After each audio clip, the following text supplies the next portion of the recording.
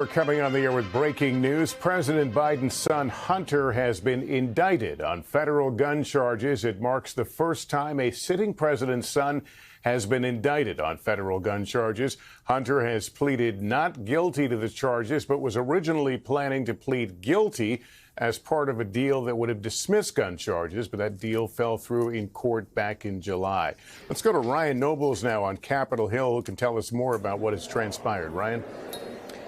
Lester, that's correct. Hunter Biden now facing 3 criminal counts related to that gun charge. And this came after the deal that was initially struck with federal prosecutors and Biden's legal team fell apart during a plea hearing in July. And part of the reason that this plea arrangement fell apart were these gun charges. Hunter Biden was scheduled to take part in a pretrial diversion program that would have allowed him to avoid these charges. But the judge in the case was very concerned about the parameters connected to that diversion program, specifically that she would be responsible for monitoring Biden's activity. That began her asking very serious questions about the plea arrangement in general. The two sides could not come to an agreement, and the judge did not accept those plea arrangements. That led to the special counsel in this case, David Weiss, who was originally the U.S. attorney, being given special counsel status by the Attorney General Merrick Garland, giving him the complete purview to continue the investigation into Hunter Biden and then hand down charges if he thought it was necessary.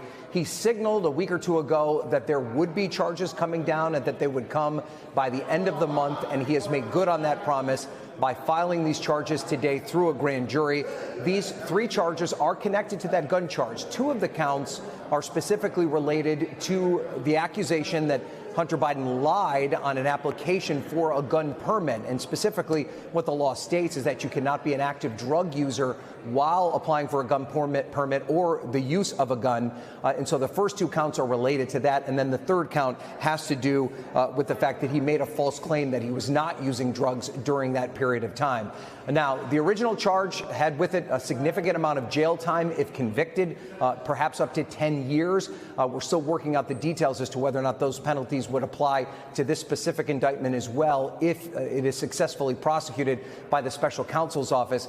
But of course, Lester, it comes against the backdrop of enormous political pressure that has been put on the special counsel, in this case, David Weiss, and of course, the political pressure that is now on the White House as it relates to this. Earlier this week, the House Speaker Kevin McCarthy announcing a formal impeachment inquiry into the President of the United States, specifically related to his son's activities, questions around whether or not there was influence peddling from the vice president's office through Hunter Biden and his business dealings while he was serving as vice president. To be clear, House Republicans who've been investigating this case now for some time have yet to deliver any hard evidence that connects the president at all to his son's business dealings. But this complicates the political posture for the president heading into a re-election bid that his son, now, as you rightly point out, the first sitting president to face criminal charges in a situation like this. Lester? Thanks for watching. Stay updated about breaking news and top stories on the NBC News app or follow us on social media.